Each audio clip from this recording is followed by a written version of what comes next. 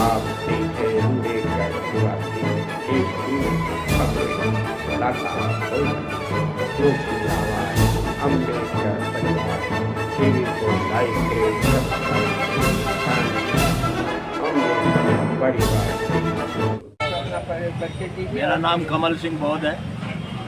मैं गौरीपुर में रहता हूँ, ई ब्लॉक में, और मैं 30 साल से बहुजन समाज पार्टी से जुड़ा हुआ हूँ और समता सैनी दल का राष्ट्रीय उपाध्यक्ष हूँ, जो बाबा साहब की बनाई हुई संस्था है।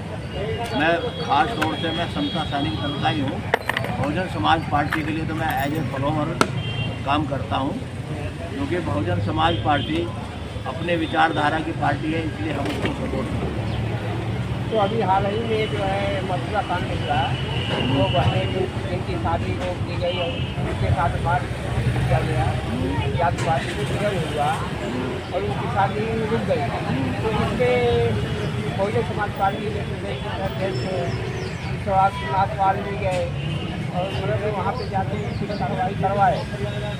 तो उनको कोई सुर्खिया कोई बॉडी मीडिया नहीं दिखाया, लेकिन वहीं कुछ दिन के बाद चंद्रशेखर जी जा रहे हैं और वहाँ उनके ऊपर खतरा होता है और वो जहाँ भी वो जाते हैं वहाँ कहीं न कहीं दंगा भड़क जाता है। वो समाज को न्याय देने गए या न्याय मांगने खुद को गए? देखिए, आप जो है ना, अभी यहाँ की राजनीति समझ नहीं पा रहे हो सर्वे जी, जयराम बोध जी। यहाँ दोधारी तलवार से काम किया जा रहा है। बाबा साहब के फोटो पे माला और अधिकारों पे ताला। अब रही बात अत्याचार और जुल्म की, तुम्हें कोई बचाने वाला नहीं आएगा, ना कोई राजनीतिक पार्टी आपको बचाने वाली आएगी। ये तो तुम्हें स्वयं ही अपने आप को लड़ना पड़ेगा। संघर्षशील है। अगर बहन बेटियों की इज्जत लूट रही है और लोगों को मारा जा रहा है, कत्लेआम हो रहे हैं, अत्याचार हो रहे हैं हमारे अस्तित्व में, कहीं ना कहीं हमारी भी कमी है। कमी क्या है कि हम प्रतिकार करना नहीं जानते, ना हम किसी को प्रतिकार की भावना रखते। गर्दन काट लो ना, जो जी काट लो, अपने गर्दन दे देते हैं, फिर उसका कुछ औचित्य नहीं है। अगर आप जिस दिन प्रतिकार करना सीख जाओगे, आप प्रतिकार करने लगोगे, एक के बदले एक मारने लगोगे, ये अत्याचार अपने आप होगा। हमारे लोगों की नपुंसकता और कमजोरी, ये वैसे तो बहुत शाकाहारी नहीं है, ये मांसाहारी है। 1-1 किलो मीट खा जाते हैं, 1-1 बोतल दारू पी जाते हैं और ताकत अपने समाज में दिखाते हैं। जब ये पता आता है कि जहाँ माँ बहन की इज्जत लूटती है और माँ बहनों की अत्याचार होते हैं, तब इनका ये बिल की चूहे की तरह बढ़ जाते हैं। चंद्रशेखर और मायावती बहन जी क्या कर सकती है? कानून तौर पे आवाज़ उठा सकती है। वो आपको वहाँ जाकर लड़ेगी तो है नहीं, या हथियार उठा के उनको गोली से ये तो प्रतिकार अपने आप करना पड़ेगा। ये सुर्खिया तो भाई एक बार बताओ, जो दिखता है वही बिकता है, जो दिखता है वही बिकता है। आज चंद्रशेखर रावण को मीडिया ज़्यादा हाईलाइट कर रहा है, इसका मेन कारण है कि इस समाज में फूट डालो, राज करो। अगर बहन जी मजबूत हो जाए और चंद्रशेखर दोनों एक साथ मजबूत होकर आ जाएं, तो उनकी रोटियां सीखनी बंद हो जाएगी। तो कैसे मजबूत होगी? वो तो कह रहे हैं हम प्रधानमंत्री बनेंगे, हम कांग्रेस क्रांति का जो मिशन लेके चल रहे हैं। भाई मिशन क्या है? काशीराम का मिशन कहाँ से आया? बाबा साहब के द्वारा ही तो आया। हम सब बाबा साहब के फॉलोवर है, पहले तो ये बात जान लीजिए। काशीराम साहब भी बाबा साहब के फॉलोवर थे। उन्होंने देखा कि बाबा साहब का जो मिशन जो है सिद्धिशील चल रहा है, वो अपने छोड़ गया, कूद गए, उसमें कैटेलाइसिस का काम करा। बाबा साहब माननीय काशीराम जी का जो मिशन था, जो कहीं भी जाते थे अत्याचार होता था, तो ऐसे उनके साथ पकड़ा हुआ तो नहीं होता था, अनुशासन में रहते। देखिए, वो हाईलाइट हो रहे हैं इस मामले में, जो है ना, जो ये है आपका नगीना से जो सांसद है चंद्रशेखर रावण, इसको हाईलाइट करा जा रहा है सरकार के द्वारा। कौन कर रहा है? बीजेपी कर रही है। किस लिए? इसलिए भाई एक बार बताओ, एक छान उतरेगी दूसरी छान चढ़ेगी ना। जब मायावती कमजोर होगी तो चंद्रशेखर रावण मजबूत होगा ना। हमारे लोग बहुत जल्दी कन्वर्ट हो जाते हैं। तो हमारे लोग जो है तो मायावती तो कुछ कर नहीं रही, अब चंद्रशेखर के पीछे लग जाओ। और चंद्रशेखर को ऐसा कि मारेंगे वो जैसे धूल में तो मक्खी के। यानी कि बहुजनों की राजनीति को खत्म करने की तो साजिश पहले से ही है। अच्छा है, पहले कभी हमारे पासवान आए थे, नीचे धरती ऊपर आसमान, पासवान ही पासवान, कहाँ गए वो? अच्छा, कहाँ गए? उदित राज भी हमारा आए थे, उदित राज भी हमारे लिए हमारे ऊपर आए थे, खटीक समाज से हैं। लेकिन खटीक समाज का जो लोग हैं वो बाबा साहब की विचारधारा को नहीं मानते, वो आज भी हिंदू परंपरा में ही रहते हैं। एक आदमी आता है और हम पे वो हम पे राजनीति करता है, अपने समाज को लेकर कोई नहीं आता है। पासे कितने हमारे साथ आज जितने भी जाटो और चमार को छोड़ दें, जितने भी हमारे नुमाइंदे हैं, कार्यकर्ता हैं, MP MLA हैं, वो बाबा साहब की विचारधारा से कोई उनका मतलब नहीं है। यानी कि बाबा साहब के नाम पे लोगों को हाँ। रोटी खाने से मतलब है। भाई रोटी खाने से दुकान चल रही है। 130 MP आते हैं, आप उनकी तो बात कर रहे हो। 130 MP ने कभी आवाज़ उठाई कि दलितों पे अत्याचार होता है? तो हमारा समाज की कमी है। नहीं, समाज की कमी क्या, वो आम भी उन्हें उन नालायकों को नहीं दिखता, उन नालायकों को नहीं दिखता कि दलितों पे अत्याचार है, जिसका वो रोटी पानी खा करके आए या गए वहाँ। अत्याचार की बात होती है, वो चुप हो जाते हैं। अरे भैया, ये सरकारी दलितों के ऊपर चल रही है।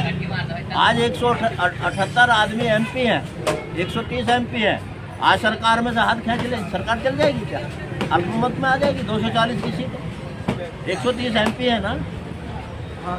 तो अगर 131 हैं, 131 में से अगर आज इस्तीफा दे दें कि हमारे दलितों पे अत्याचार हो रहा है, क्या मोदी सरकार में बैठ सकता है? नहीं बैठ सकता। फिर तो इनको सोचना चाहिए।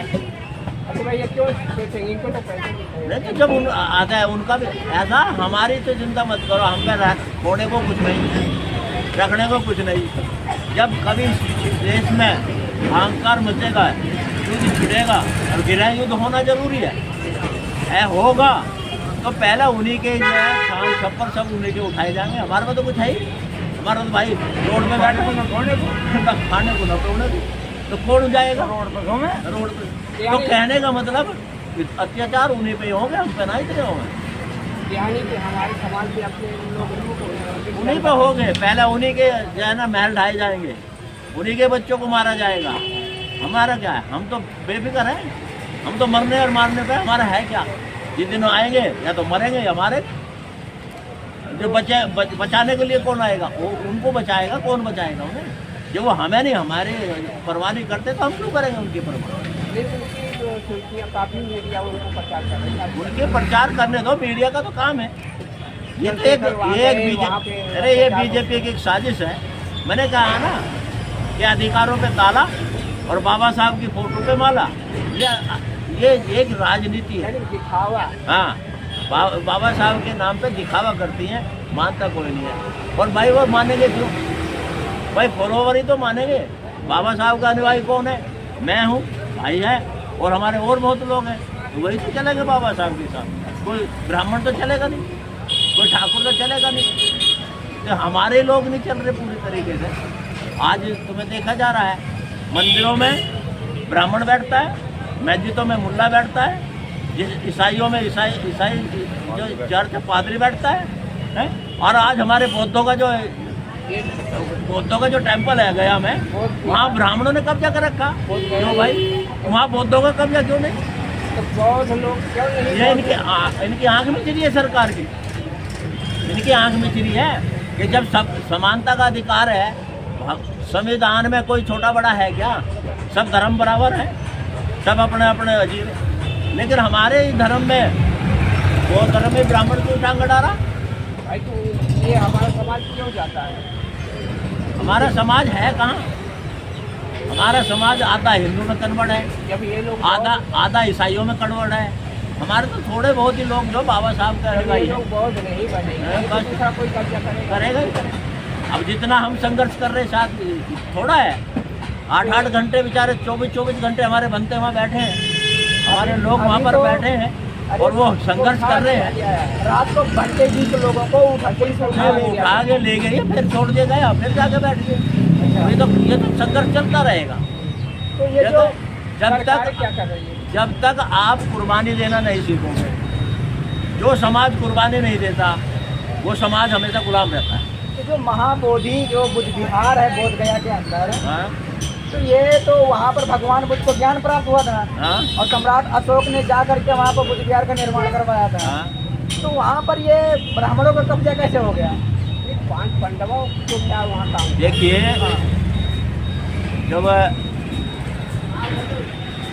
जब इस देश में पुष्यमित्र शुंग आया अच्छा और उसने जो है बौद्धों का कत्लेआम किया, अच्छा तो जो बड़े बड़े पंडा जो चीवर धारक थे, हाँ हाँ उन्होंने चीवर उतार करके वे पंडे बन गए अच्छा। और वो सब बुद्ध विहारों में जाकर बैठ गए, कब्जा कर लिया। कब्जा कर लिया।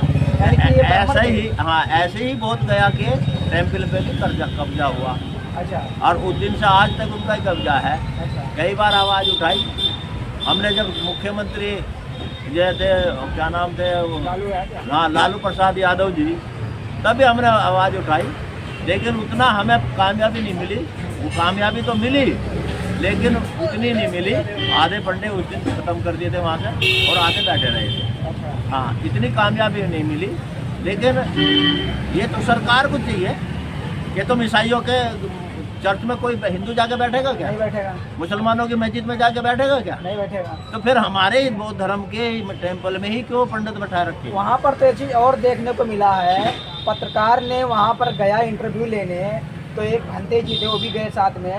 तो एक पंडित जो पुजारी होता है वो जो है वहाँ पर भगवान बुद्ध की स्टेचू है पुरानी सी, और वहाँ पर शिवलिंग रखा हुआ है, शिवलिंग का पूजा कर रहा था। तो उस पर मतलब बात किया गया कि यहाँ पर जब बुद्ध की मतलब जो ये हाँ है, तो यहाँ पर बुद्ध की विचारधारा होनी चाहिए, यहाँ पर शिवलिंग का क्या मतलब है? तो उस पंडित ने कहा मैं आपसे तर्क नहीं करना चाहता हूँ, ऐसा वहाँ पर क्यों हो रहा है? वो भगवान बुद्ध को क्यों मानेगा जो उसकी विचारधारा ही नहीं है? वो तो उसने अपना स्टेचू शिवलिंग रख रखा, वो उसकी पूजा करता है। दान पेटी में जो दान आता है भगवान तो बुद्ध विहार के अंदर शिवलिंग कैसे आ गया? वो उन्होंने, ये तो बात क्या ही होगी। अरे भाई वो तो कुछ भी कर सकते हैं जब उनका कब्जा है।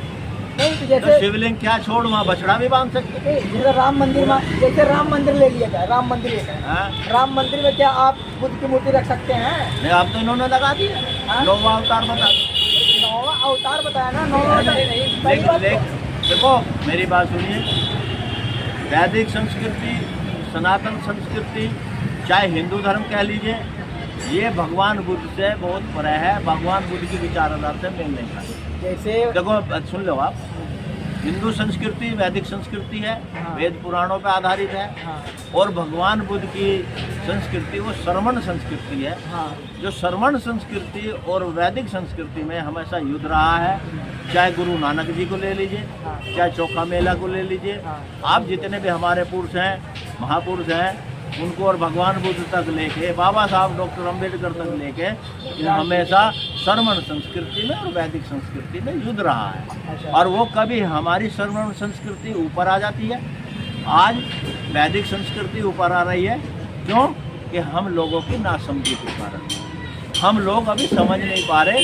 बाबा साहब को ही नहीं समझ पाए, पहले तो भगवान बुद्ध की तो बहुत दूर की बात। अपने धर्म को अपना धर्म फिर वही बात, भाई धर्म कौन सा समझ रहे हो? वो तो हिंदू धर्म में भी रह रहे। बाबा साहब डॉक्टर अम्बेडकर की विचारधारा वो समझेगा जो पढ़ेगा, जो बाबा साहब के समझेगा वही भगवान बुद्ध को समझेगा। लोग तो कहते हैं कि जब 14 अप्रैल आता है, बुद्ध जयंती आता है, तो लोग कहते हैं मैं यहाँ पर जो भारत को बुद्धमय बनाऊंगा। अरे कौन कैसे बनाएगा? बनेगा बुद्धमय? 90% लोग जो है 14 अप्रैल को खीर हलवा बांट करके और माला चढ़ा करके बस उन्होंने कह दिया कि भगवान बाबा साहब हमारा तो इतना ही कन्यादान करो, हमारा तो दान इतना ही बहुत है, गाँव में किसी हमारा तो को इतना ही कुछ है, बस हम उससे आगे मान नहीं सकते, आगे हम हिंदू धर्म को मानेंगे। अच्छा, तो उनका काम है ये, दोगली नीति से अपनाते हैं। गाँव में जो वो अपना पूजा पाठ जो गाँव को करते हैं लोग हमारे, कैसे आगे बढ़ते हैं? जब देव फिर वही बात है। अरे भाई जब इन्हें पता, एक आदमी रोज मंदिर जाता है अपने शेड्यूल कास्ट, एक दिन उसका कुत्ता चला गया साथ में। जब कुत्ता चला गया तो ब्राह्मण ने उसके डंडा मार दिया और वो कुत्ता वापस आ गया। तो जो शेड्यूल कास्ट मंदिर में गया था वो आगे कुत्ते को बोलता तुझे मना करा था ना, देख ले तू मंदिर में नहीं जाएगा, तेरे को डंडा मारा ना मारा। तो कुत्ता क्या बोलता है कि मैं तो समझ गया एक दिन में, तुझे सदियों हो गई तू नहीं समझ पाया। मतलब ये समाज कुत्ते की समाज है। ये नहीं समझ, तू नहीं समझ पाया अभी, तेरे तो रोज डंडे लगे, तेरे रोज अत्याचार हो, तो तू नहीं समझ पाया।